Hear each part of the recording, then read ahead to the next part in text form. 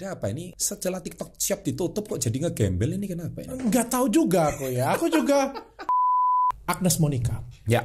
Kurang berprestasi apa? Ya, jelas. Dari dia 5 tahun dia berprestasi, 7 tahun dia punya prestasi, 10 tahun dia punya prestasi, 17 tahun dia punya prestasi, even sampai sekarang karena sama-sama kelahiran 85, dia punya prestasi yang tinggi. Apakah Agnes Monica waktu masih kecil nggak dihujat? Dihujat. Ada. Remaja dihujat nggak? Dihujat. Waktu dia sampai sekarang dia berprestasi internasional dihujat nggak? Dihujat. Artinya apa? People love it. Ketika kamu ada di atas, ketika kamu dicintai banyak orang, orang itu berharap lebih dari kamu. Bagi kalian semua bilang kok enak banget, mudah banget. Kalau kalian pada waktu itu ngejalanin TikTok Shop, kalian sendiri akan tahu memang angka tersebut possible untuk didapat. Tapi sebenarnya 41 miliar itu menjadi penyesalanku. Why? Sebenarnya aku bisa dapat lebih. Ini nyombongnya dokter Richard gitu. Enggak, benar. Dokter tahu nggak film Doraemon kan? Tahu kan ya? Tahu. Ada yang ngomong kalau dokter ini mirip sama Suneo. Sahabat entrepreneur, salam hebat luar biasa. Hari ini kita kedatangan dokter terviral di Indonesia. Waduh, hari ini beliau akhirnya bersedia diculik ke sini. Setelah kita janji beberapa kali cancel, akhirnya hari ini bisa. Ya saya maklum. Karena beliau ini kan orang viral di Indonesia. Jadi waktunya pasti sangat sibuk banget. Tapi Kamsahamnida. Tapi thank you banget hari ini udah mau mampir ke Level Up Success Before 30. Dr. Richard Lee. Waduh. Thank you banget sudah mempunyai saya di sini. Sebenarnya aku tuh nggak suka datang ke podcast orang. Iya. Jadi memilih banget untuk datang ke podcast. Nah, kenapa kok mau ke sini gitu? Aku memilih podcast itu yang punya mutu aja, punya kualitas, yang bisa ngasih nilai edukasi aja. Thank you. Kalau yang terlalu banyak gosipnya, ya sekali-sekali aja lah. Itu sekali. Nah, kita mau bahas apa sama Dr. Richard Lee setelah yang satu ini? Welcome to Success Before 30 Level Up Podcast. Dr. Richard, thank you banget udah mau mampir ya. Sama-sama. Saya tadi tertarik ngomong nggak sembarangan podcast Dr. Richard mau mampir. Ya, tapi kenapa berarti Success Before 30 ini di mata Dr. Richard itu apa gitu? Ya, kadang aku nggak sukses di bawah 30 tahun, kayak gimana tuh? Ini merendah ini. Benar ya. Benar. Nanti saya tanyain. Jadi sebelum 30 itu Dr. Richard ngapain aja? Boleh. Aku belum sukses tapi kenapa mau mampir ke tempat kami? Pandangannya itu apa? Karena pandangannya apa ya? Satu diundang ya. Yang kedua mungkin bisa ngasih value ke pebisnis lain atau beberapa orang lain yang pengen sukses juga lah. Iya, benar. Karena hidup kita ini kan pada akhirnya yang kita cari kan, kalau aku dari muda sampai sekarang yang aku carikan ya materi, uang, kebahagiaan gitu ya. Tapi at the end of the day pada posisiku seperti sekarang yang aku cari itu adalah value ya. Value orang lain. Jelas. Karena kalau uang nggak ada habisnya dan juga aku juga sudah ngerasa oke lah, sudah cukup. Yang paling penting kan bisa kasih value lah ke orang lain. Cocok dong sama Success Before 30. Makanya channel kami namanya bukan Rich Before 30 loh. Beda loh. Kalau rich kan duit doang gitu. Tapi harus sukses yang kita kerjain. Nanti kok Chandra boleh nilai aku. Dan kok Chandra nanti bisa bilang, wah ternyata lu nggak sukses umur 30. Kalau rich sudah pasti dong. Rich itu maksudnya apa nih? Kaya banget, tajir, sultan. 30 itu apa dulu 30 itu? 30 tahun. 30-an atau 30 tahun? 30 tahun. Belum. Nah, kita lihat. Jadi kecilnya itu lahir di mana sih? Palembang. Kecil lahirnya di Medan. Lahir Medan. Berarti tapi orang Medan besarnya di Palembang. Oh, besar di Palembang. Nah, makanya gue lebih suka bilang orang Palembang karena kayak Medan numpang lahir doang. Oh, Medan numpang lahir. Di Palembang jadi SD-nya apa itu di Palembang? Palembang semua. SD, SMP, terus SMA, ke Jakarta kuliah. Kapan? Kuliah gak pernah. Sampai sekarang istriku, anak-anakku, rumahku ada di Palembang. Meskipun aku punya rumah di Jakarta. Kerjaan aja banyakan Jakarta. Kerjaan di Jakarta. Tapi daily life di Jakarta atau di Palembang? 50-50 sekarang. Oh, 32 bulan yang lalu waktu TikTok Shop masih aktif-aktifnya. Dan Shopee juga lagi aktif-aktifnya kemarin. 3 bulan aku gak pulang. Di Jakarta. Oke. Nah sekarang lebih sering balik Palembang juga. 50-50. 5 hari Palembang, 5 hari Jakarta, 3 berarti hari mirip saya Palembang. dong. Yes. Saya 5 hari Surabaya, 5 hari Jakarta, kurang begitu ya. Kurang lebih kayak gitu. Iya. Karena kita bicara kalau kita mau di dunia entertainment, kita nggak bisa di daerah. Jelas, itu sudah sebutin satu aja selebgram, artis atau apapun itu namanya lah kayak gitu, public figure yang ada di luar daerah Jakarta bisa survive panjang. Betul. Nggak ada. Nggak ada ya. Nggak ada. Lu mau buat podcast bikin ke Surabaya siapa yang mau datang? Apalagi Palembang. Iya. Banyak yang mau masuk tapi nggak viral. Pengusaha daerah lah. Pengusaha daerah. Iya nggak bisa. Harus di Jakarta. Kalau mau ke entertainment harus di Jakarta. Masalahnya aku dan keluarga kayak cukup cinta dengan Palembang lah kayak gitu punya. Aku nggak begitu suka dengan kehidupan Jakarta yang kayak pagi ketemu malam kayak gitu punya kayak di Palembang lebih enjoy, lebih santai. Jadi ya udah bolak-balik aja. Toh 1 jam juga cuma pesawat. Tapi anak istri Palembang semua. Palembang. Oh. Jadi rumahnya apa yang saya lihat di Instagram Palembang semua. Palembang. Di Jakarta ada rumah, tapi di Palembang yang base-nya di Palembang. Base-nya di Palembang. Nah, gini. Saya tadi pagi tiba-tiba dikirimin artikel ini. Ini yang ngirimin temen. Kalau booming di TikTok udah jelas. Di TikTok tuh siapa sih yang nggak kenal Mr. Dr. Richard Lee gitu. Terus Dr. Richard ini ngegembel, ya, terus makan di pinggir jalan. Ini ada apa ini? Setelah TikTok Shop ditutup kok jadi ngegembel ini kenapa? Nggak tahu juga aku ya. Aku juga nggak tahu konten tersebut tuh bisa viral tuh karena apa. Aku juga bingung. Itu cuman gitu, makan di pinggir jalan. Minim literasi atau apa? Karena kan caption videonya nggak ada masalah. Video nggak ada masalah, captionnya yang bermasalah. Oh itu cuman video di TikTok doang? Video di TikTok dan di Instagram. Tapi memang awal-awal tuh aku ngelihat ada beberapa komentar negatif lah kayak gitu. Ambigu.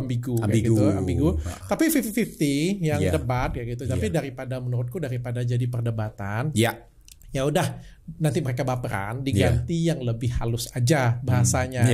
Tapi ternyata malah buat mereka tuh tambah agresif gitu. Padahal sebenarnya ya nggak perlu diubah juga captionnya, sebenarnya nggak ada masalah. Kan kalimat itu ngegembel dulu, koma, makan di pinggir jalan. Ngegembel, makan di pinggir jalan. Jadi artinya itu gue itu penampilan kayak gembel di situ, pakai baju kaos oblong, pakai celana pendek. Sebentar, itu konten atau ada yang motoin sih? Enggak di videoin video. Oh memang. Memang di video, memang bikin konten memang. Pengen makan di pinggir jalan. Iya, pengen makan pinggir jalan. Cuma biasanya walaupun makan pinggir jalan pun baju gue rapi. Gitu. Tapi pada waktu itu kayak ya udahlah, nyantai aja lah. Mau pulang kayak gitu dan ya udah nyantai-nyantai aja, nggak pernah memang selama kayak daily vlog lah ya. Ya selama bertahun-tahun kok hampir nggak pernah keluar kayak gitu. Makanya tulisannya ngegembel dulu, makan pinggir jalan, koma itu kan. Jadi kok ngerasa kan yang gembel itu kan penampilan gue di situ, bukan kalian yang gembel gitu kan.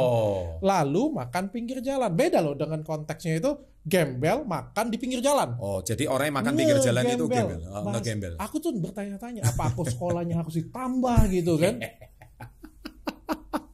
Atau makan di pinggir jalan sama dengan gembel. Kalau kayak gitu kan kalian mau makan dengan aku boleh. Aku menghina kan namanya kayak gitu.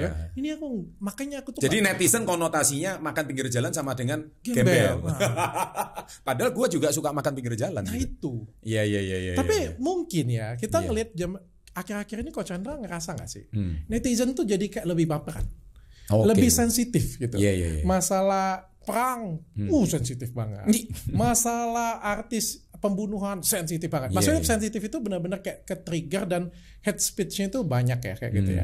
Aku tuh ngerasa sekarang akhir-akhir ini terutama di 3-6 bulan terakhir ya netizen tuh jadi lebih kayak agresif gitu. Agresif ya. Ya, dan aku nggak tahu apakah karena pinjol, apakah karena studio online, aku nggak tahu juga ya karena apa ya. Tapi yang jelas, aku mau kasih tahu kalian bahwa kalau kita itu selalu berpikiran negatif, maka rezeki itu akan jauh dari kita.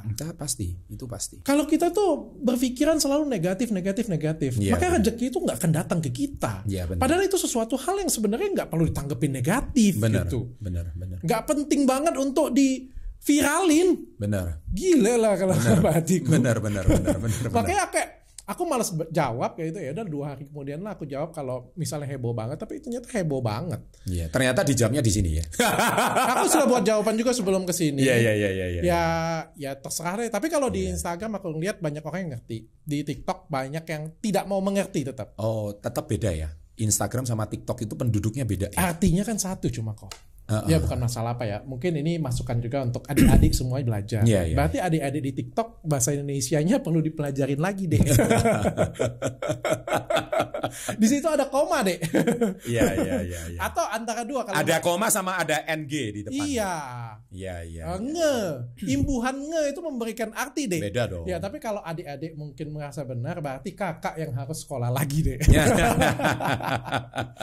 By the way, memang kalau bukan Dr. Richard, makanya tadi saya sebelum masuk saya nanya 3 staf kita ini, satu kalimat tentang Dr. Richard, semua sepakat ngomong viral, ahlinya viral katanya.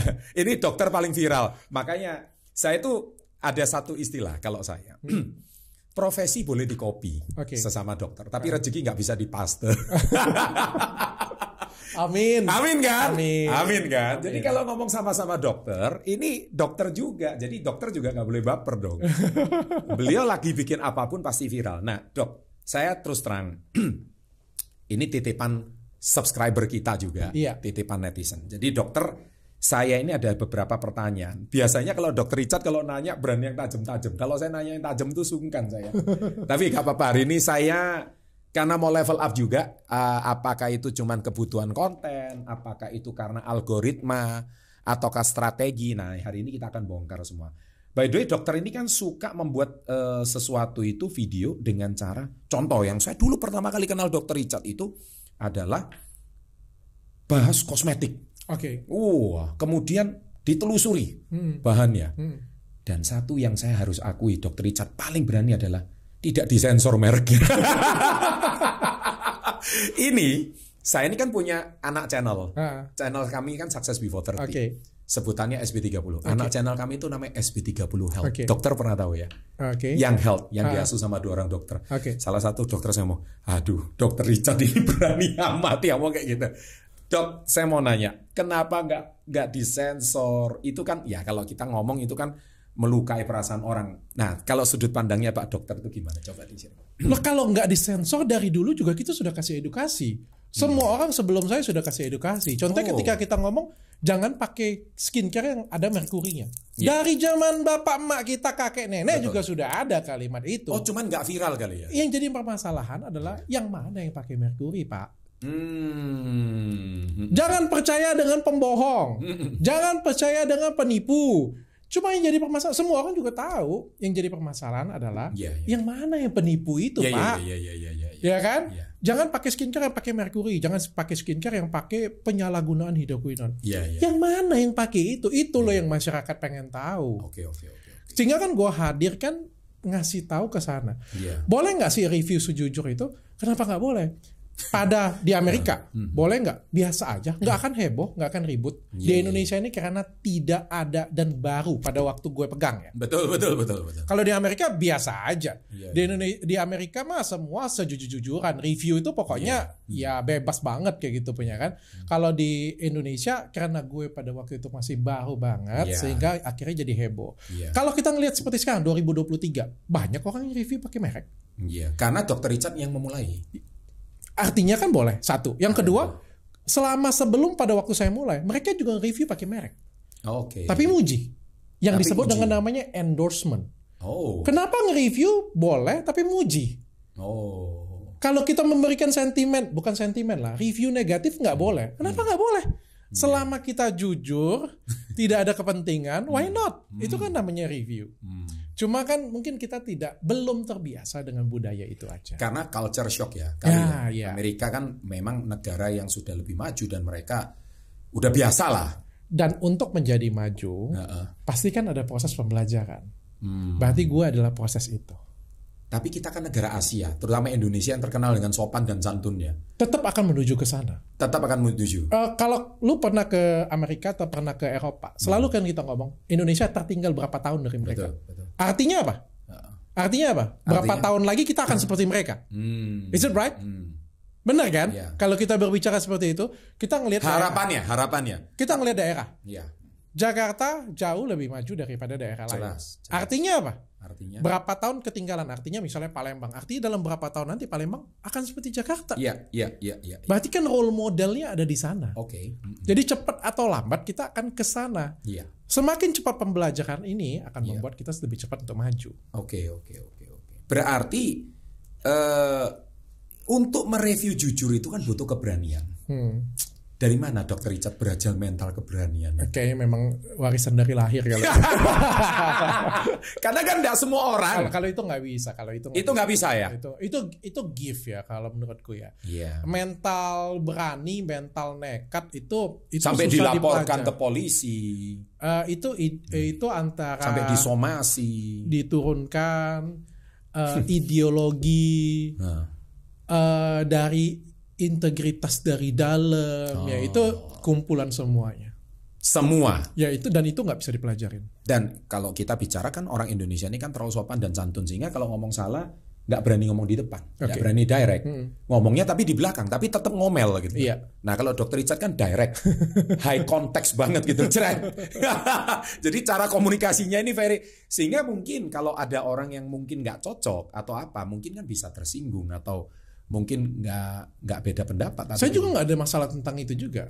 Saya juga nggak pernah memperkirakan ketika saya mereview punya bapak misalnya Coach Chandra buat skincare, buat minuman kayak gitu punya. Ketika saya review dan review saya negatif, saya juga tidak pernah mengharapkan bapak akan bilang dengan saya terima kasih, punten, terima kasih. Ataupun ketika saya memuji ini bagus, saya juga tidak akan mengharapkan terima kasih, punten, ini hadiah untuk kamu. Saya nggak pernah mengharapkan itu. Saya cuma mereview sejujur-jujurnya saja. Iya. Tapi kan saya sudah tahu juga ketika Anda menjual skincare abal-abal dan ketika Anda kasih ke saya dan ketika saya review, Anda pasti mengumpat saya. Itu udah jelas. Iya. Nggak mungkin Anda bilang terima kasih dokter.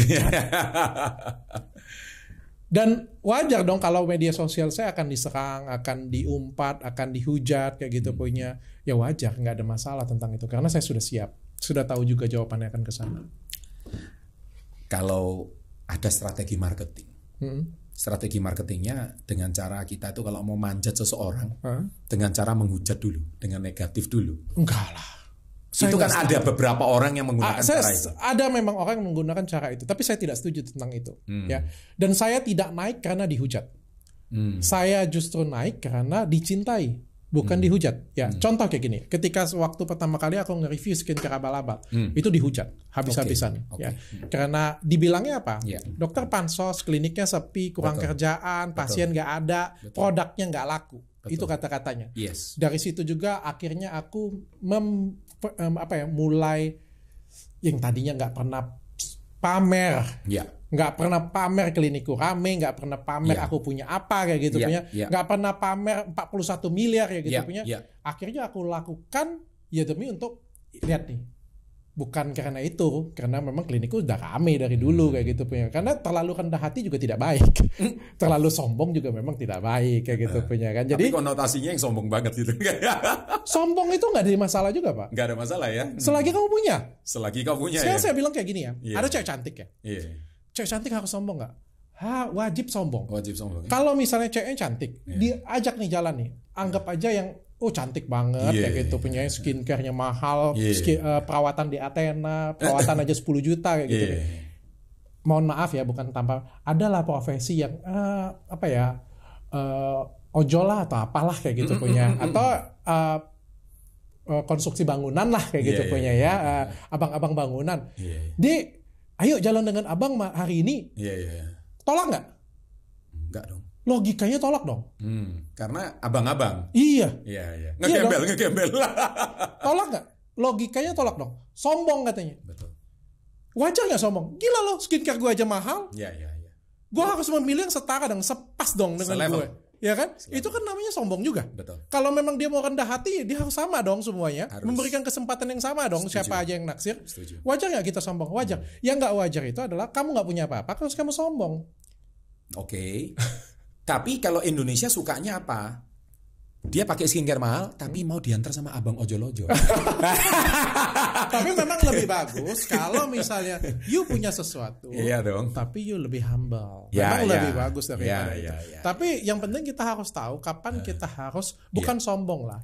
lebih tidak supaya kita tidak diremehkan, menunjukkan diri apa adanya supaya tidak diremehkan. Karena aku pernah di level itu dan aku benar-benar diremehkan. Pernah diremehkan? Boleh diceritakan diremehkannya seperti apa waktu itu?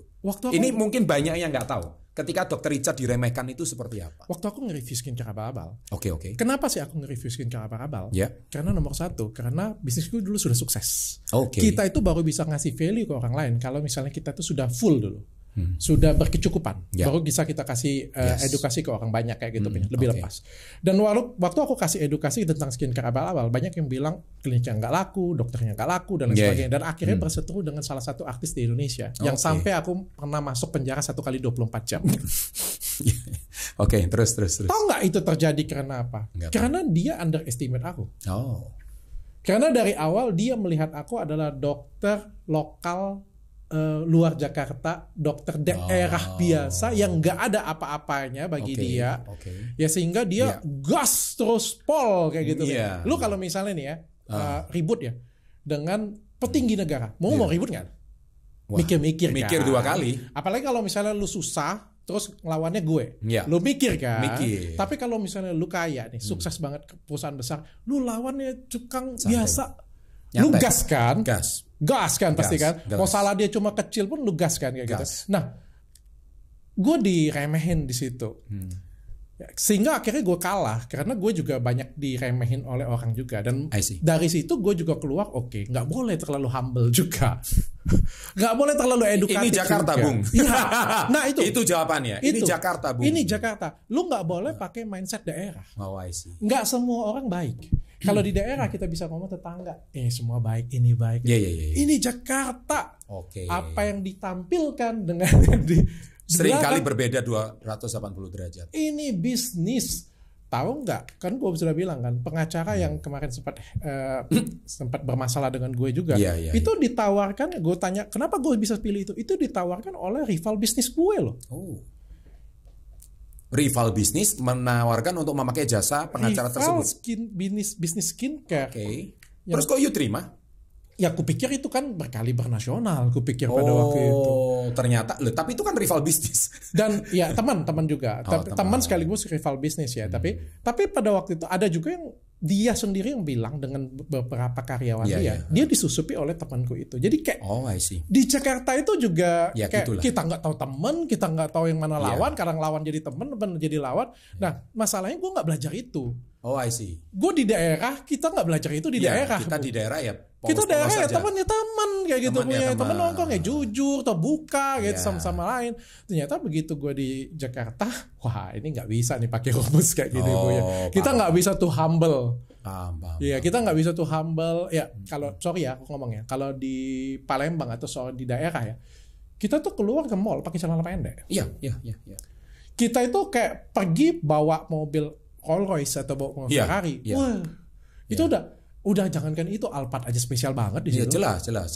Jadi ngapain pakai di mobil kayak gitu punya? Jadi kita kok ya udah lah ngapain? Apaan saja humble aja kayak gitu punya. Setuju. Pajero aja udah hebat di situ kayak gitu punya. Tapi ternyata nggak bisa seperti itu. Jakarta ini Bung. Ketika kita naik ke level yang lebih tinggi, ternyata nggak bisa kayak gitu. Gitu. Terutama Anda orang daerah, supaya tidak di underestimate. Makanya seringkali ada sebuah pepatah bilang Jakarta lebih kejam daripada ibu kota lebih kejam daripada ibu tiri. Gini ya. Ketika gue ngomongin skincare abal-abal ya. Banyak yang bilang, wah dokter nggak laku, dokter kliniknya sepi, kliniknya macam-macam. Gue jawab, gak ada yang denger. Enggak, klinik gue rame. Udahlah, lu apa namanya pengen terkenalin produk lu kan? Gak didengar. Giliran gue dapat 41 miliar, diam kan? Ada gak sekarang yang meragukan klinik gue sepi? Ada nggak sekarang yang meragukan skincare gue sepi kayak gitu punya? Nggak ada kan yang meragukan itu lagi kan? Ya kan? Jadi memang harus ditunjukkan juga. Harus di show kalau tiba. Nah, by the way tadi dokter ada ngomong 41M. Ini banyak yang meragukan. Omset satu hari 41M. Bener nggak sih 41M ini? Bener. Dan bisa lebih dari itu sebenarnya. Wow. Itu salah gue. Sebentar. Ini saya mau tahu benernya itu real time-nya seperti apa. Ini karena banyak orang nggak percaya karena mereka kan nggak melihat real time omsetnya gitu. Oh kan gue pada waktu itu live ya, benar-benar live ya angkanya. Jadi itu real time, satu ya. Yang kedua, kalau banyak yang nggak percaya, ada yang ngomong fake order. Aku nggak tahu kalau di kubu sebelah sana. Memang ada kecurigaanku juga, karena ada beberapa orang yang nggak terkenal, nggak punya prestasi sama sekali, tapi omsetnya tinggi. Ada kecurigaanku ke sana, dan dia juga sudah mengakui bahwa memang dia ada fake order. Tapi kalau gue kan recordnya jelas. Sudah bertahun-tahun terkenal sebagai dokter kecantikan, track recordnya juga bagus, kayak gitu, terpercaya, trusted. Nomor satu tuh kalau ketemu dokter Richard itu pasti kalau di survei itu adalah trusted, karena kayak berani banget, kayak gitu kebanyakan, trusty kayak gitu kebanyakan, dan produkku juga mahal, jadi ya pasti bisa angka seperti itu. Dan bagi kalian semua bilang kok enak banget, mudah banget. Kalau kalian pada waktu itu ngejalanin TikTok Shop, kalian sendiri akan tahu memang angka tersebut possible untuk didapat. Tapi sebenarnya 41 miliar itu menjadi penyesalanku sampai detik ini. Sebenarnya aku bisa dapat lebih. ini nyombongnya dokter Richard. Enggak benar. Lu tau nggak? Pertama kali gue waktu di TikTok Shop ya. Pada waktu itu kan Mami Louis itu 20,5 M. Dan gue harus ngelewatin itu. Lu boleh tahu, tanya bini gue, pada waktu Mami ngelewatin 20 M ya. Gua 15 M habis itu Kocun 20 M. Mami Louis 15 M. Gue ngomong dengan bini gue, udah enggak usah dimimpiin lagi. Enggak mungkin punya kita dapat. Skincare kita enggak mungkin bisa dapat 15 M, gue bilang. That's it, selesai gue bilang kan. Terus si Kocun dapat 20 M. Nah, Kocun dapat 20 M, semangatku jadi naik. Ya. Waktu meeting dengan TikTok, orang TikTok bilang, kalau Dr. Richard nggak bisa, dia bilang, siapa lagi yang bisa di Indonesia ini? Kami saja percaya dengan dokter, masa dokter nggak percaya dengan diri dokter sendiri? Oke, aku coba ya. Aku bilang, aku coba. Strategiku langsung diganti. Itu targetnya 6 miliar padahal cuma. Hari itu. Strateginya diganti, aku targetnya jadi 15 miliar. Ya. Aku bilang kalau dapat 20 jackpot, gue bilang kan. Tapi cukup nggak stoknya dok? Itu kata orang TikTok. Gue hitung cukup, gue bilang. Bahkan sampai 30 miliar pun cukup, gue bilang kan. Oke, udah hitung lagi, kami targetnya tetap 30 M dok. 30 M. Gue bilang impossible. 20 aja itu sudah, puji Tuhan, gue bilang kan. Gak mungkin, gue bilang. Lalu susunlah strategi. Pas susun strategi, aku sudah bilang, jam 12 malam sampai jam 5 pagi, kalau pengen dapat 30 miliar, dia bilang harus closing di angka 3 miliar. Kalau nggak dapat closing di angka 3 miliar, goodbye, gue bilang kan. Aku tidur, jam 2 pagi aku bangun, aku ngeliat istriku kan yang live pertama kali kan, 2 miliar, gila. Nggak bisa tidur lagi aku, sumpah. Sebentar. Boleh saya cut sebentar? 2M itu karena TikTok setelah meeting itu algoritmanya diatur atau bagaimana? Enggak diatur. Enggak diatur. Tapi kan itu mereka melihat Dr. Richard sebagai salah satu afiliasi yang hebat kan? Yes. Sehingga tentu berpotensi sehingga direkomendasikan dong sama TikTok. Iya kan, mereka kan ada data ya. Kan aku kan live berapa kali. Berarti reach dan jangkauannya direkomendasikan. Iya. Jadi dia aku live berapa kali dari 2M, 3M, 5M, 6M pada waktu itu aku mampu kayak gitu. Jadi mereka mengukur kemampuanku kayaknya bisa ke sana gitu kan. Pagi-pagi gue lihat 2M, gue tidur lagi, pas gue bangun kalau nggak salah di 4M. Dan di 4M itu gue jualan akhirnya itu 15M di jam 9 ya, 15M ya. 15M, dan itu shock banget. Apapun yang lu jual laku. Oh gila, apapun yang lu jual laku ya. Jadi kayak orang emosional ya. 50 orang bisa check out dari sekarang. Belum sampai 1 menit 50 itu sudah habis. Gimana lu mau pesenin sendiri? 50 orang tuh ludes, dan sampai jam 11 siang barang gue habis. Gue tuh sampai panggil presidir gue datang ke sini, gue bilang hitung ulang apa yang bisa dijual kayak gitu punya. Habis. Bener-bener habis, nggak ada barang lagi. Dan kalau barang itu bisa diproduksi itu butuh waktu 2 bulan, sedangkan PO kan cuma 1 bulan. Jadi gue nggak punya senjata apapun. Kayak kecil banget. Gue sampai bilang dengan TikTok, matiin live-nya. Gue bilang nanti malam kita live lagi jualan treatment. Gue bilang, ya nggak bisa dok, katanya lebih bagus jalan aja tapi jualan yang kecil-kecil. Akhirnya kayak gudang ada apa ya jual aja, gudang ada apa ya jual aja kayak gitu punya. Dibuat seperti itu. For the first time in your life itu Anda mengalami hal seperti itu. Yes. Wow. Karena angka It's amazing dong. Cuma 1 kali kan gue bisa capai kan. Yeah. Jadi kayak di jam 12 sampai jam 6 sore itu kayak jualan apa yang ada. Jadi gue kebayang kalau pada waktu itu sebenarnya gue punya senjata lebih, 60-70 pasti dapat. Oke. 60-70 itu pasti dapat karena auranya itu beda banget. Apa ya? Saya bisa ngebayang sih. Auranya itu dapat banget kayak gitu punya. Itu ngebayang. makanya menjadi penyesalan dalam diriku. Terus pada waktu jam 7 malam gue jualan treatment. Nah, yang jual kalau sudah jual. Berarti artinya 41 yang bisa lebih itu gara-gara nggak punya stok. Nggak punya stok. Bahkan nggak punya.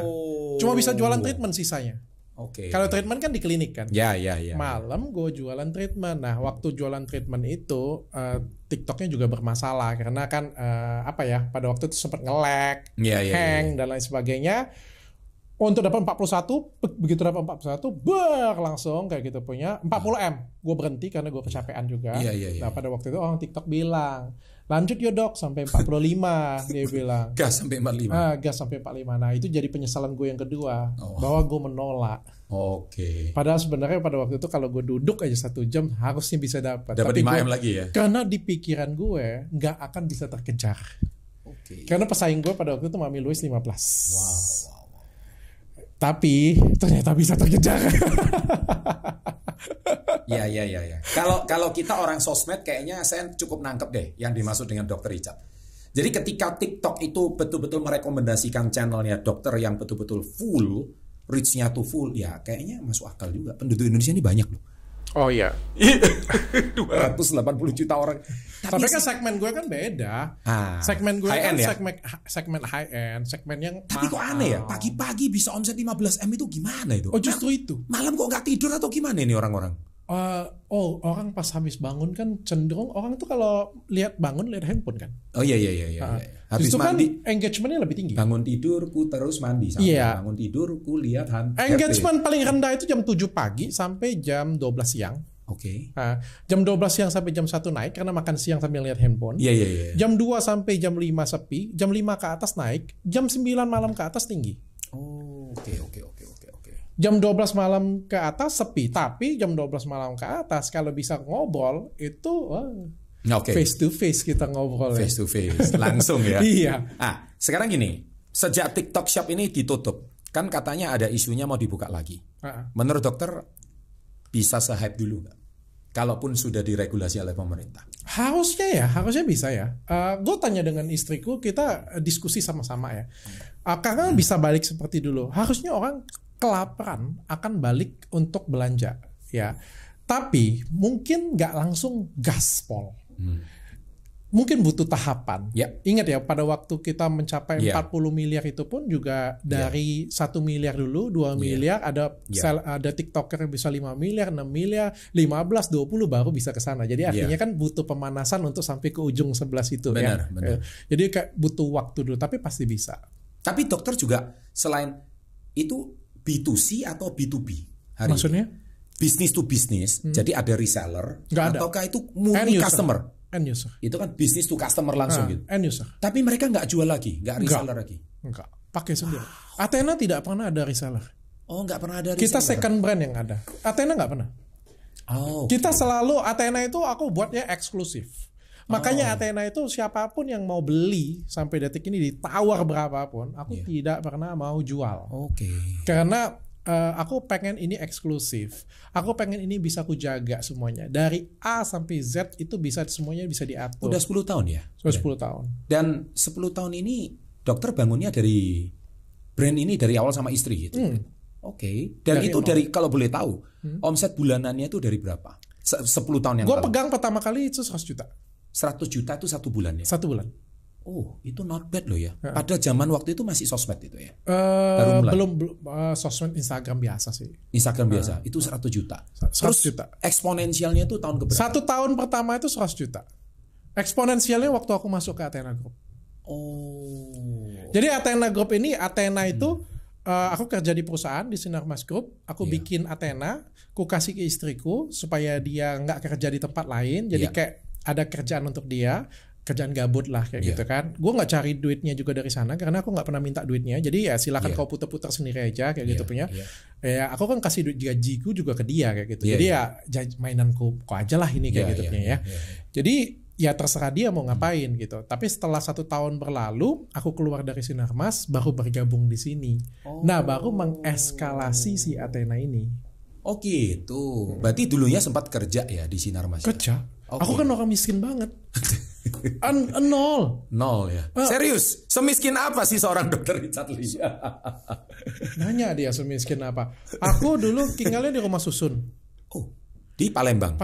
Dan rumah susun itu sudah paling belakang, paling atas. 5 lantai paling atas, bayangkan. Jadi kayak kan kalau rumah susun tuh paling sudah sama keluarga, sama papa mama. Yes. Papa mama papaku salesman, mamaku ibu rumah tangga, papaku gajinya pas-pasan. Setiap kali mau naik sekolah aja kita harus pinjam duit ke mana-mana. Selalu ngadep pastor untuk pengurangan biaya. Beruntung aku Katolik sehingga bisa dapat pengurangan biaya terus. Untuk kuliah aja aku setengah mati, hampir nggak bisa dikuliahin. Serius? Yes. Aku nggak punya, lulus jadi dokter, aku nggak punya mobil, rumah masih kredit lagi, masih kontrak. Nggak punya apa-apa, nggak punya kendaraan. Aku nggak pernah les gitar, nggak pernah les apalagi piano, apalagi apapun. Aku miskin banget. Oke. Bener-bener kalau ada garis kemiskinan di bawahnya sedikit lah. nggak banyak banget tapi sedikit di bawah garis kemiskinan. Dan mulai keadaan ekonomi membaik itu usia berapa? Kerja di Sinarmas. Kerja di Sinarmas itu usia berapa? Berarti sekitar 25 ya. 25 setelah lulus dokter ya. Lulus kuliah 24, 25 ya sekitar. Terus keadaan perekonomian financial sudah lebih membaik. Nah, di Sinarmas aku anak kesayangan. Prestasiku juga naik. Disayang bener lah pokoknya. Prestasiku naik banget, level terus, naik terus, posisiku juga naik terus, jadi orang kepercayaan. Nah di situ pendapatanku juga naik. Nah dari sana aku beli pertama kali itu mobil second. Aku masih ingat mobil Yaris. 169 juta. Itu mobil second yang pertama kali aku beli. Habis itu aku beli ruko di Sukabangun karena cuma itu yang bisa aku beli. Itu ruko di pinggiran kota, bukan di tengah kota, agak di pinggiran kota gitu. 850 juta ruko itu, di sebelahnya toko bangunan, dan itulah pertama kali Athena berdiri. Tahun 2013 ya. 10 tahun yang lalu ya. 2013. Dan usia berapa waktu itu dokter? Berarti 2013 aku 85. 28 berarti. Sekitar itulah ya. Berarti sukses before 30 dong. Enggak lah, itu belum sukses lah. Belum ya? Di mana suksesnya? Beli mobil second, beli minimal ruko. Punya aset 1M. Kalau kayak gitu lu bilang banyak orang sukses di dunia ini. Tapi duit 1M udah pegang waktu itu? Sudah. Oh ya lumayan lah. Sudah. Itu levelnya sukses? Iya bukan. Sukses. Ini kan supaya mendinginkan orang banyak. Oh iya. Kalau saya ngomong rate-nya usia 30 $1 juta. Not everyone can achieve that gitu loh ya. Tapi kalau 1M ya saya rasa dokter udah lewat lah. Udah, kalau angka segitu aku sudah dapat. Udah dapat. Dan aku dapat banyak banget asam manis kehidupan, justru banyak banget dapatnya di Sinarmas.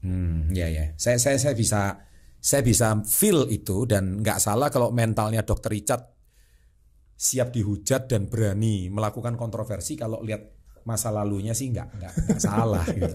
Memang apa asam pahit mana yang nggak dirasain lagi gitu ya? Banyak dapat pelajaran, banyak dapat ilmu. Bahkan aku kan dulu kan kalau makanya umurku sudah lewat untuk sombong ya. Kalau orang lihat kayak you sombong atau apa, aku sudah sombong di umur 30. Sebelum 30 aku kayak sudah sombong karena kayak naik semua orang tuh kalau dikasih kayak gitu pasti ada di atas ya kayak gitu ya. Aku pernah ngerasain sombong tuh ketika aku kayak bapakku, lulusan SMA, nggak ada apa-apa ya, gajinya cuma segini. Aku baru selesai kuliah, dapat gaji seperti ini punya. Apa sih omongan papaku nggak aku dengerin. Suatu hari aku kena masalah di perusahaan, masalahnya besar banget, yang sampai menggoncang mentalku kayak gitu ya. Di situ papaku ngomong, memberiku nasihat, memberiku solusi untuk menyelesaikan masalah ini. Dan di situ aku baru sadar, gila, aku bilang, papaku boleh kalah sekolah dengan aku. Aku boleh sekolah jauh lebih baik daripada dia. Tapi kalau soal pengalaman, soal mental, nol besar. Kalau soal pengalaman asam garam, aku 0 besar. Ya, berarti papanya mentornya dong. Di situ aku berubah. Yes. Betul. Aku belajar, aku nundukkan kepalaku, aku belajar lagi dari bawah. Betul. Makanya di umurku yang 31-32 aku berubah banget. Ya nggak angkuh lagi kayak gitu punya. Belajar nunduk, belajar lebih humble kayak gitu. Aku udah lewat masa-masa kayak sombong punya banyak duit, padahal pada waktu itu duitku juga nggak seberapa sebenarnya. Jadi udah lewat karena kejadian itu. Oke. Jadi lebih ada makna lah dari semua kesalahan, dari semua permasalahan yang terjadi. Wajar lah, nggak pernah pegang duit. Tapi orang hebat kan lahirnya dari masalah. Iya jelas dong, itu jelas banget. Nah, dokter, menarik kisah Anda tadi. Sekarang kita nggak bisa pungkiri kalau dokter ini kan banyak yang ngehujat. Ya, mentalnya udah kuat nih ya. Bahkan ada satu rumus, haters itu is the real lovers. Haters is the real lover. Karena dia punya waktu untuk menerawang Anda. Bisa jadi. Dia punya waktu untuk stalking Anda. Bisa jadi. Dia the real lovers. Jadi haters itu loversnya lovers katanya. Bisa jadi.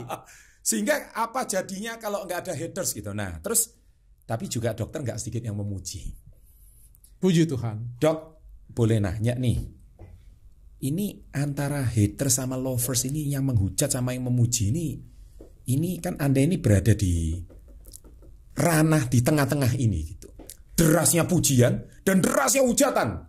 Ini banyak yang mana? Banyak yang hujat atau banyak yang puji sih? Kalau dihitung sebenarnya banyak yang puji. Okay. Ya, banyak yang puji, 80% pujian, 90% pujian, 10% hujatan. Tapi memang akhir-akhir ini, terutama di tahun ini, ketika aku lebih fokus di dunia entertainment, itu lebih banyak lagi.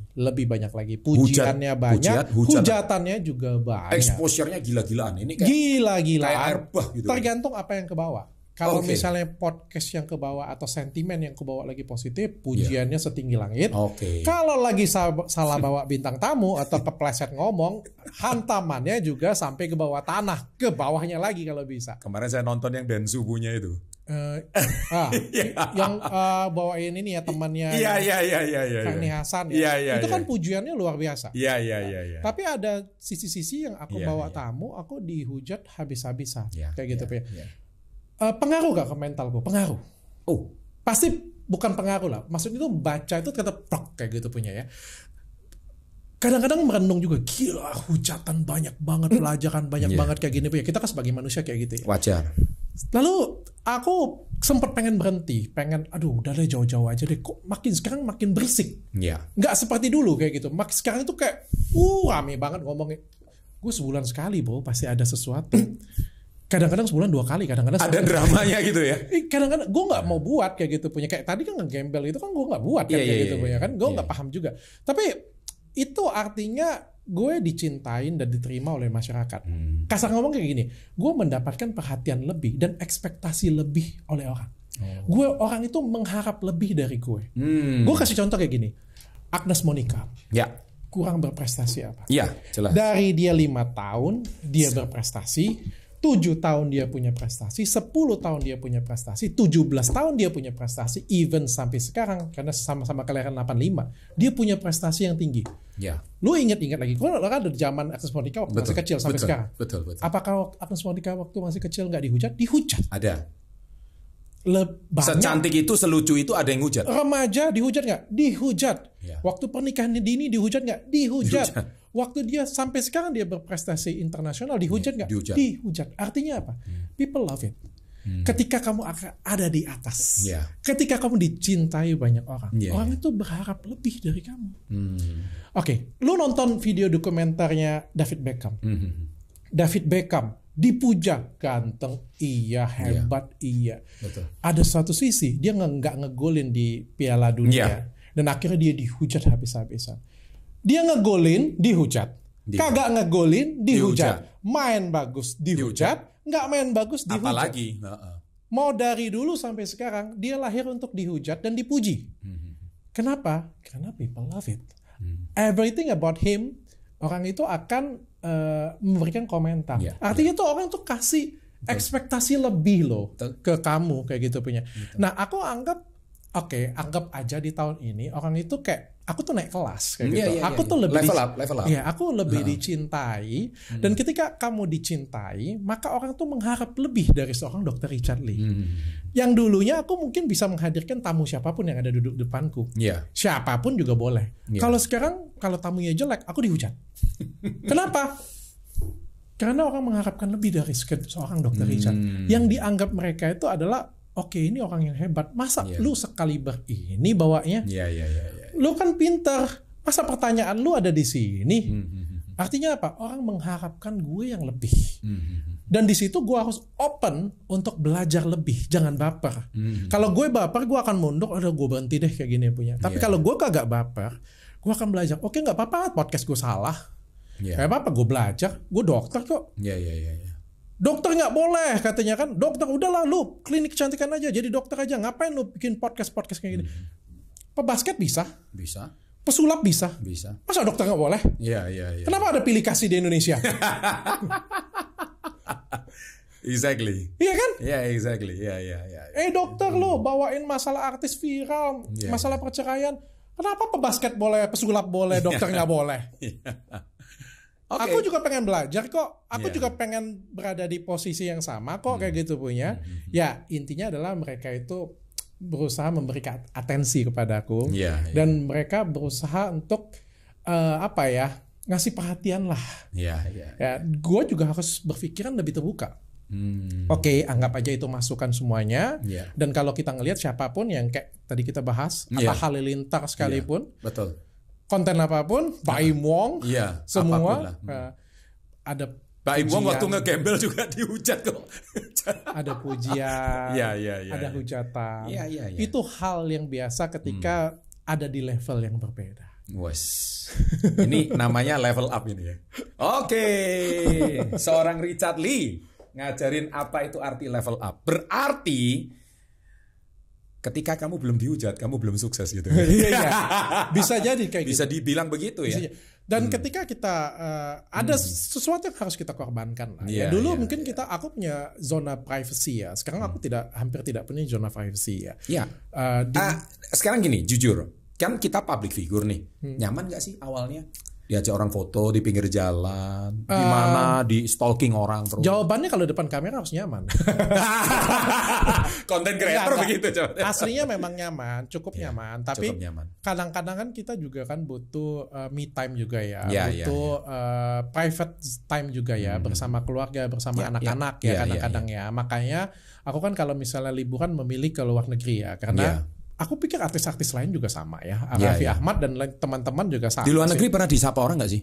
Pernah diajak itu foto? pun juga tetap disapa. Tetap disapa orang kan masalahnya. Tapi kan nggak sering di Indonesia. Di tanah air ya. Itu aku apalagi kayak Raffi Ahmad jelas. Pasti kan lebih. Padahal kita pengen bersama keluarga kan. Capek dengan. Ya segala hingar-bingar hiruk pikuk. Iya, bukan nggak mau ngeladenin ya, bukan ya kayak itu punya ya. Tapi kita juga kan pengen juga sama istri dengan anak-anak, pengen peluk mereka kayak gitu punya kan. Jadi ya di satu sisi senang dong. Siapa yang nggak senang? Wih, aku pengen foto. Terima kasih dokter terkenal banget, dokter ini. Senang dong pasti. Podcast dokter kami tonton, bahagia dong. Senang. Tapi ada satu sisi juga kan, kayak aku pengen sendirian juga deh, pengen dengan keluarga kayak gitu. Dan itu humanis kok. Itu manusia kok. Itu wajar banget. Wajar. Ya. Menurutku itu masih wajar banget. Apalagi dengan kontennya dokter yang ya somehow kalau nggak kontroversi ya dokter Richard. Depends ya? bro. Kalau lu bilang gue kontroversi, gue perbaikin ini ya. Ada beberapa dokter Richard kontroversi. Bagi Belanda ngelihat Bapak Sudirman itu kontroversi. Oke. Bagi Belanda ngelihat Pangeran Hasanuddin itu kontroversi. Bagi masyarakat Indonesia mungkin pada waktu itu ngelihatnya sebagian itu kontroversi. Lu ngapain, lu gila lu? Lebih bagus kita kayak gini aja, adem ayem kayak gitu punya. Udah kita nggak apa-apa, kita nggak mampu ngelawan mereka kayak gitu punya. Itu kontroversi lu kayak gitu punya. Tapi beberapa dari mereka ngelihat lu adalah pejuang. Dan andai kata mereka tidak berjuang, Indonesia tidak akan merdeka bro sampai detik ini. Lu depends banget ngelihatnya. Lu ngelihat gua kontroversi sampai detik ini. Orang paham skincare abal-abal. Orang paham yang mana merkuri, yang mana penyalahgunaan hidroquinone. Orang sekarang jadi lebih pintar loh. Iya. Kalau lu bandingin 2018 dengan 2023. Mending sekarang ya. Iya. Artinya apa? Artinya kan gue berhasil. Pahlawan skincare Indonesia. Tergantung sudut pandang lu kan. Yes. Lu yang ngelihatnya kontroversi. Beberapa yang ngelihatnya, lu bayangin kalau muka lu rusak karena skincare abal-abal. Terus gue bongkar dan lu tertolong. Lu akan ngomong gue kontroversi atau lu ngerasa gue pahlawan yang menyelamatkan lu? Ya jelas pahlawan. Oke. Depends kan. Okay. Dan I don't care about siapapun yang ngomong tentang gue. Gue ngerasa itu benar, gue lurus aja ke depan. Gue nggak peduli. Lu ngomong kontroversi, lu mau ngomong apa, karena tujuan gue bukan di sana. Tujuan gue nggak dipuji, gue nggak jatuh karena dihujat, gue juga nggak naik karena gue dipuji. Gue lurus aja, kasih edukasi ke masyarakat, kasih manfaat ke masyarakat. Nah itu aja. Jadi guys, kesimpulannya kalau ngomong sama Dr. Richard itu, kalau kalian itu pengen sukses usia muda, harus tinggal di rumah susun dulu, oke? Intinya mentalnya harus kuat dulu, gitu loh. Enggak juga. Kadang kalau lu ketemu banyak orang sukses kan, apa rahasia mereka sukses? Gak ada, bro. Gak ada. Gue contohnya kayak gini ya. Gue nggak tahu lu ya. Gue anggap aja lu sukses banget. Betul. Lu sukses banget. Enggak lah, masih belajar lah. Kaya raya sukses banget. Masih belajar lah. Gue tanya dengan lu. Waktu lu sekolah, lu punya teman sekelas kan? Punya. Kenapa mereka nggak sukses lu? Nah itu. Sekolahnya sama. Gurunya sama. Kenapa mereka nggak sukses lo? Kayak satu. Oh darahnya beda. Oke. Lu punya adik. Kenapa adik lu nggak sukses lo? Betul. Satu darah. Iya. Kenapa beda kayak gitu? Iya. Karena orang sukses tuh kadang dapetnya gift dari Tuhan yang berbeda dari orang lain. Iya. Sometimes gift itu bisa diperkaya dengan namanya tempaan dan lain sebagainya. Sometimes gift itu memang lahir aja begitu aja. Udah langsung sukses itu. Gak ada yang tahu. Ini nanti ada yang komen. Contoh Pak Nadiem Makarim. Iya. Nggak dari nol. Iya. Orang kaya. Iya. Orang sukses bapaknya dulu menteri kayak gitu punya. Tapi dia maksudnya bisa sukses. Iya. Pendiri Gojek loh. Iya. Nggak bisa kita tangkal bahwa dia sukses kayak gitu. Bahkan mungkin beberapa orang bilang, oh dia lebih sukses daripada bapaknya. Iya. Berarti kan bukan susah. Iya. Dapat privilege dari kecil dari orang tua. Kalau kita ngomong, wah mungkin sekolahnya tinggi, enggak juga. Ada orang yang enggak sekolah tapi bisa sukses, ya kan? Ada yang bisa bilang tempaan, ya gue.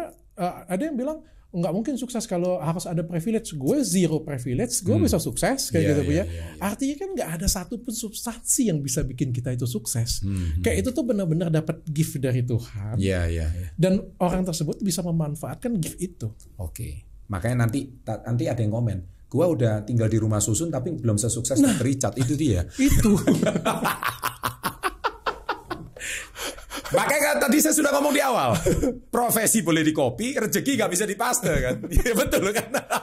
Idenya bisa di copy. Iya. Tapi eksekusi nggak bisa. Ya oke, saya paham banget. Itu kata-kata Nadiem Makarim itu saya ingat banget itu. By the way, ini satu pertanyaan terakhir ini untuk Dr. Richard. Ini kalau udah nyerempet sukses, nyerempet rezeki seseorang, makanya mereka mampir ke channel ini kan. Mereka tuh pengen tahu gitu loh. 2 minggu lalu saya kedatangan Pak Ferry Irwandi ya. Kita ngobrol tentang anak sekarang ini. Isu mental health tuh kuat banget. Makanya nggak salah kalau tadi Dr. Richard bilang tahun ini kok pada baper semua itu netizen. Jadi mereka tuh usia 23 udah ngomong aku ini belum sukses. Terus ditanya, gua seumur lu 23, makan KFC aja susah. Terus lu ngomong lu itu belum sukses. Jadi mereka itu kan kadang hidupnya itu di dunia sosial media. Sehingga melihat ini anak muda kok udah berhasil. Dokter ini kan sebagai, mari kita sedikit bahas isu mental health. Dan ini ada korelasinya dengan ngegembel itu tadi. Ada korelasinya dengan dokter yang mereka udah berjuang mati-matian seumur dokter pun mereka belum pernah merasakan kesuksesan. Dok, saya mau lihat tahu dari sudut pandang Pak Dokter. Kenapa orang-orang zaman sekarang ini, mereka itu yang di feed, di TikTok, di mana, mereka tuh pengen tolok ukur suksesnya mereka itu seperti idolanya mereka di sosmed. Tapi ketika mereka compare dengan dirinya, gua udah kerja kayak seperti ini, tapi kenapa gue nggak kaya-kaya gitu. Dokter, coba ada tips nggak? untuk anak-anak muda sekarang tentang isu mental health ini? Dari sudut pandang dokter. Gue mau belain juga ya. Boleh. Gue mau belain anak muda juga. Sekarang kan akhir-akhir ini kan banyak yang ngomong generasi Z itu kan lemah, mental health, healing lah, kayak nggak tough lah kita bilangnya kayak gitu punya ya. Tergantung, kita ngelihat itu tuh benar-benar gue coba bijaksana ya. Kita tuh tergantung ngelihat mereka, kelebihan mereka nggak ada di situ. Kelebihan pada waktu zaman kita dulu, kita diajarin benar-benar merangkak bener. Kayak pulang kerja malam, ya biasa aja gitu kan, lembur kerja dari pagi sampai pagi lagi, besoknya lagi kerja kayak gitu punya. Sekarang kan ada kemudahan. Yang nggak mungkin lo bisa samain dengan yang seperti sekarang. Jelas. Contoh, kita dulu kalau mau ngobrol harus tulis surat. Betul. Harus tulis surat. Kalau mau berangkat harus naik kereta. Sekarang ada pesawat, ada video call kayak gitu punya yang mempermudah segala sesuatu sehingga mental mereka nggak akan setaf kita. Tapi kreativitas mereka lebih baik dari kita. Itu harus diakui itu. Iya kan? Kalau kita mau rekrut anak muda, kreativitasnya jauh lebih baik daripada orang tua, bahkan lebih baik daripada gue, ya kan? Berarti kan ada sisi positif, ada sisi negatif. Gue nggak lihat yang anak muda ini pasti semuanya negatif mental health apa-apa. Enggak. Karena mereka kalau dimanfaatkan dengan baik, mereka tuh akan bagus kok kayak gitu punya. Tapi memang mereka juga punya kekurangan. Di mana dunia sekarang ini agak sedikit berbeda dengan dunia zaman dulu. Dunia zaman kita dulu, kita duduk kalau mau dapat duit, duduk kerja, masuk jam 9, pulang jam 5 di kantoran, depan laptop, depan komputer kayak gitu punya, pulang akhir bulan dapat gaji. Kalau nggak kerja kayak gitu nggak dapat gaji. Anak muda seperti sekarang, 10.000 followers, ada yang namanya endorsement. Di mana kerja kayak gini punya digaji 5 juta, 7 juta, yang di sini sampingannya ada juga. Sehingga apa? Kalau dulu kita kerja setengah mati, kalau nggak gajian, nggak naik gaji. Kalau sekarang setengah hati aja karena ada sampingan. Sampingan yang lebih tinggi ini berhenti. Ya kan? Ini kan berbeda sekarang. Nah, ini nih yang buat chaos sebenarnya. Ini yang buat chaos, ini yang membuat pergeseran. Sama seperti orang yang bilang dari offline pindah ke TikTok Shop kayak gitu. Ini ada perubahan zaman. Yang mau tidak mau, suka atau suka, kita harus beradaptasi. Anak gue mungkin nggak akan setaf gue pasti. Nggak akan setaf gue. Gue dulu sekolah jalan kaki. Anak gue diantar pakai supir. Beda lah. Tapi skill dia dengan skill gue juga berbeda. Kita nggak bisa samain. Saya paham. So ada plus minus ya. Jadi tergantung, kalau kita sebagai pimpinan tergantung kita memanfaatkan mereka lah. Siap. Ini jawaban yang bijak dari seorang Dr. Richard Lee. Sebagai penutup, ini hiburan aja ya. Dokter tahu nggak film Doraemon kan? Tahu kan ya. Ada yang ngomong kalau dokter ini mirip sama Suneo. Bebas, nggak ada masalah. Bebas ya. Aku nggak ada masalah tentang itu. Beberapa ngomong mirip dengan Nobita, beberapa ngomong mirip dengan Negisuki. Bagi aku nggak ada masalah tentang itu. Nggak ada masalah ya. Orang itu kan kayak gini ya. Kita balik lagi ya. Orang yang punya pikiran positif akan menghasilkan suatu energi positif. Akan mendatangkan rezeki yang banyak. Betul. Orang yang punya energi negatif akan mendatangkan sesuatu hal yang negatif dan rezeki jauh dari mereka. Jelas. Pertanyaannya, apakah dengan dia ngomong gue Suneo?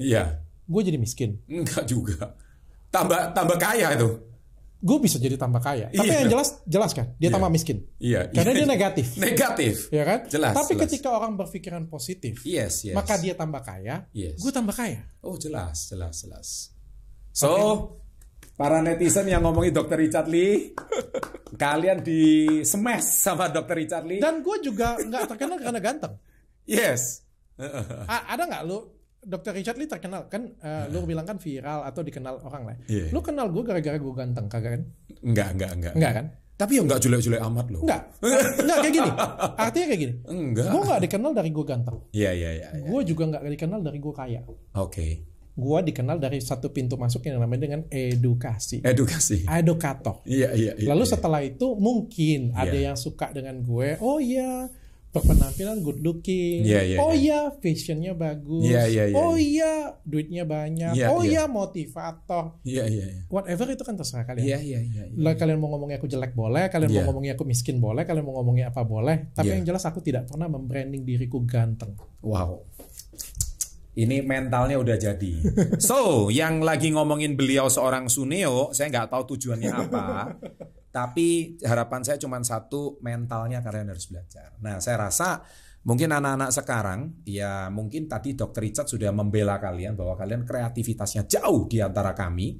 Tapi kalau soal mental kalian tetap harus belajar. Ya, baik. Dengan demikian Level Up Podcast seneng banget kehadiran Dr. Richard.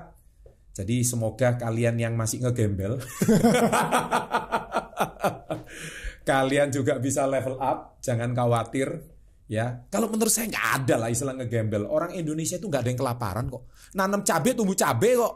Nanam beras, nanam padi besok tumbuh padi. Apanya yang kelaparan gitu loh. Itu bedanya kita dengan Singapura. Iya jelas dong. That's why makanya di Singapura umur 70 tahun masih kerja, 65 tahun masih kerja. Bener. Kenapa di umur di Indonesia banyak kan orang pensiun? Karena di depan rumah tanam cabai pun bisa tumbuh. Nah yaitu, karena alamnya terlalu enak. Makanya ini it's all about mindset. Kalau saya Thank you dokter. Thank you juga. Udah mampir mari kita minum dulu. Guys, jadi aslinya ngobrol sama Dr. Richard ini. Jadi panas. kesimpulannya, aku sukses before 30 nggak? Sukses dong. Sukses ya. Sukses. Kenapa? Sukses before 30. Jadi sukses itu ada 8. Kalau definisi kami ya. Nanti saya ada kasih buku saya untuk Pak Dokter. Sukses itu ada 8. Jadi nggak cuman kekayaan, tapi harus sehat. Sehat juga, fisik ya, jasmani dan rohani ya. Terus harus punya social life yang baik. Itu penting. Terus harus punya pengembangan diri. Nah ini kan dokter berkembang terus nih. Duit harus ada dong. Minimal 1M lah. Kan udah lewat semua.